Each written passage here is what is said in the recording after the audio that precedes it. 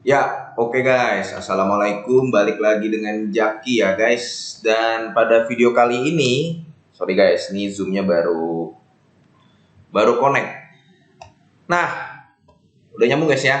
Jadi pada video kali ini gue mau membahas PGEO guys. PGEO. Jadi PGEO ini di tanggal 25 Juli kemarin jam 5 sore laporan keuangannya sudah rilis dan ada beberapa teman-teman di YouTube yang minta, yang komen di YouTube ada, yang nge-DM juga ada.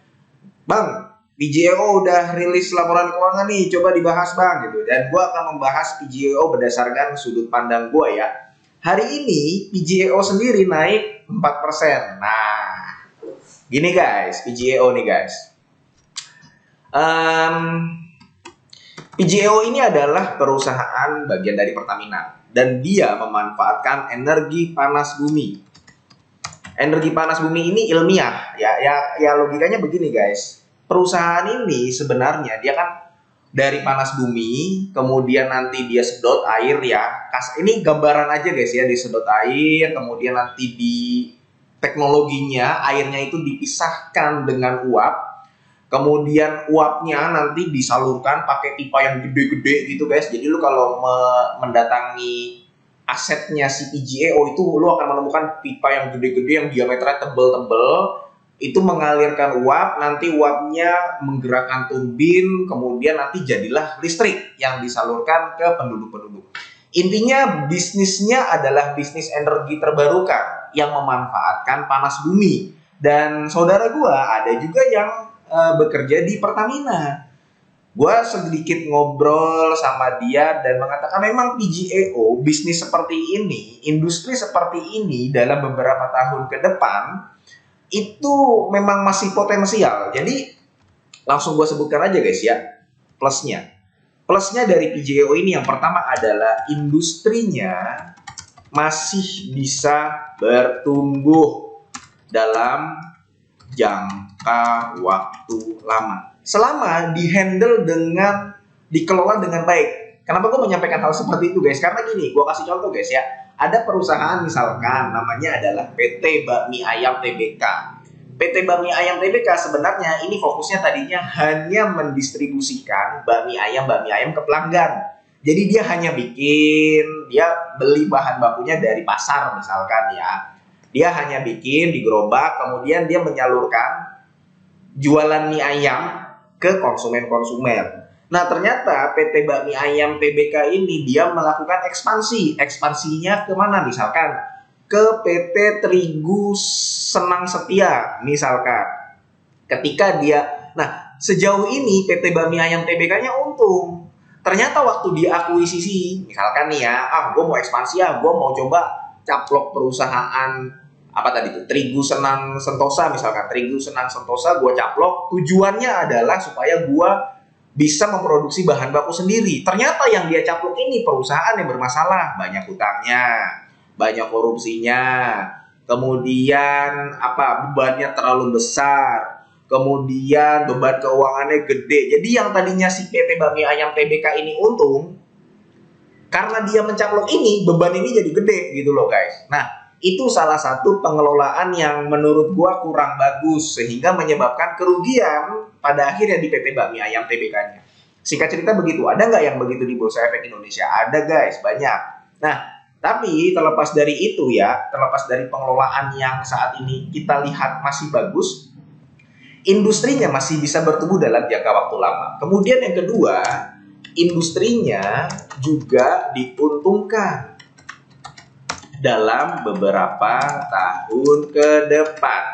Nah, jadi industri energi seperti ini yang baru terbarukan, energi hijau gitu ya, zero carbon dan tidak mencemari lingkungan, ini bagus ke depannya. Dan gue berharapnya sih ya pasti ada peraturan-peraturan pemerintah yang akan mendukung langkah-langkah ini.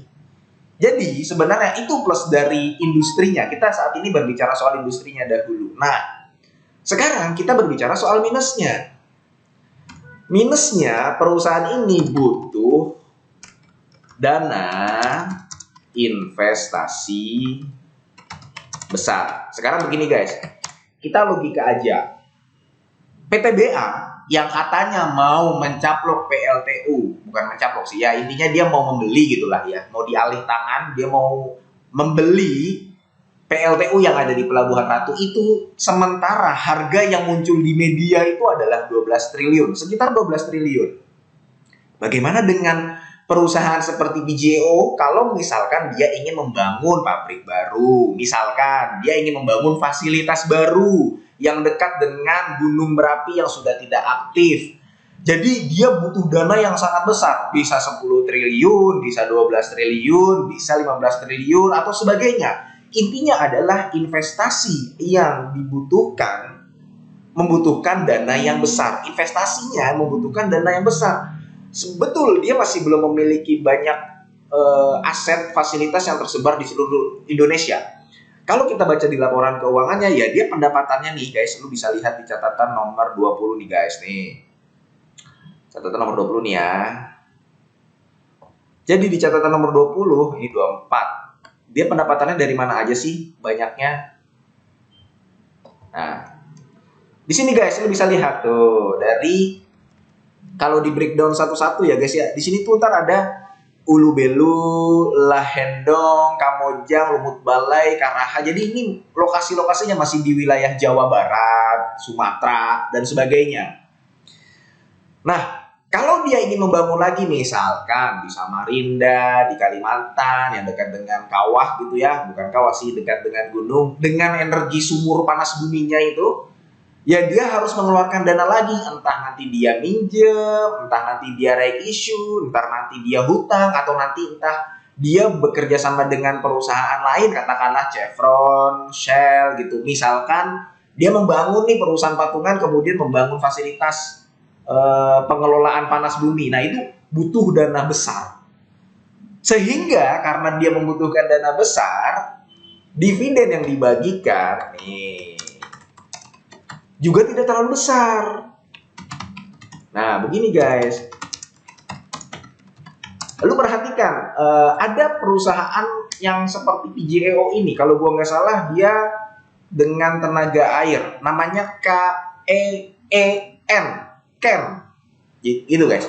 Nah, lu perhatikan, dia dalam beberapa waktu tahun belakangan, ya dividen payout rasionya 10-20%. Karena kenapa? Perusahaan seperti ini yang membutuhkan dana investasi besar untuk ekspansi, dia harus menyimpan banyak cash. Dia harus memiliki dana untuk berekspansi dan sebagainya.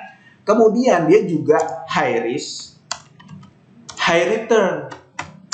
Jadi jangan dibandingkan dengan perusahaan kayak Bluebird. Perusahaan seperti Bluebird ini mudah bisnisnya. Dia punya armada, dia cari sopirnya gitu ya. Kemudian dia jalan, dia dapat keuntungan. Perusahaan batubara, kalau misalkan harga batubaranya tinggi, volume produksinya digenjot, kirim orang ke tambang, tambang batubaranya ditaruh di ruang terbuka, dikirim pakai kapal tongkang gitu ya ke tempat tujuan, ke negara tujuan, selesai. Perusahaan bus sama, orang lagi butuh mudik, orang lagi butuh pariwisata, pakai busnya, dapat bayaran. Paling resikonya hanya pembayarannya dilakukan belakangan. Tapi kalau misalkan perusahaan seperti PJO ini, belum, nanti dia harus bikin dahulu fasilitasnya, kemudian dia harus nge-hire orang, nge-hire-nya juga nggak bisa dia SDM yang dia harus SDM yang tinggi gitu loh. Pendidikannya tinggi, otomatis gajinya juga mahal. Karena nggak semua orang bisa mengoperasikan fasilitas PJO ini kan. Panas bumi, teknologinya teknologi terkini gitu loh. Kemudian kalau nanti ada gempa bagaimana, fasilitasnya rusak, ya tentu saja kita nggak mengharapkan hal tersebut terjadi ya. Kalau ada kebakaran bagaimana, kemudian barangkali nanti gunungnya aktif bagaimana. Intinya dibalik dengan potensi growth-nya PJO yang masih berkembang, banyak risknya dan potensi dividennya juga nggak bisa berharap besar. Nah, kesimpulannya bagaimana guys? Nih, kesimpulannya gue juga sudah update di Instagram Fahmi Muzaki nih guys ya. Lu kalau mau mampir, sekali lagi ini bukan hal yang penting sebenarnya, tapi gua sampaikan aja, gua sering update di Instagram soal saham. Kesimpulannya adalah PJO ini ya, kalau lu mau beli sahamnya, tunggu 5 sampai 10 tahun misalkan, gue yakin revenue-nya nanti akan meningkat. Sekarang kan dia revenue-nya nih segini guys, 206 dalam ribuan US dollar kan. Ya bisa jadi nanti dia untuk, ya ini sekitar 6 triliun lah. Bisa jadi dalam beberapa tahun ke depan nanti revenue-nya dia 10 triliun, 11 triliun, 15 triliun. Otomatis laba bersihnya juga meningkat. Otomatis sahamnya juga meningkat. Jadi kalau misalkan kesimpulannya adalah, kalau lu mau beli sahamnya, lu mau investasi di sini, gak masalah. Ini bukan perusahaan jelek. Ini termasuk perusahaan yang IPO dan industrinya bagus dan sahamnya juga gak jelek. Jadi kalau lu mau beli sahamnya, tunggu aja. Maksud gue tuh beli kemudian didiamkan gitu. Baru mungkin nanti akan ketahuan hasilnya 5 tahun ke depan, 10 tahun ke depan. Seperti itu guys. Dan kalau nanti revenue-nya sudah 10 triliun, 15 triliun, kemudian net profit-nya sudah 6 triliun, 5 triliun, ya sahamnya udah nggak di 800 lagi. Bisa ke 1000, bisa ke 1500. Gitu. Jadi kita sudah mengetahui industrinya seperti ini, harga sahamnya juga nggak terlalu mahal, bahkan sekarang naik 4% tuh guys. Ya, jadi menurut gua itu kesimpulannya. Dan mudah-mudahan video ini bermanfaat. Semoga lu sehat selalu sehingga kita bisa bertemu kembali di video-video selanjutnya. Ini bukan ajakan jual atau beli ya guys ya. Gua akhiri, wassalamualaikum warahmatullahi wabarakatuh.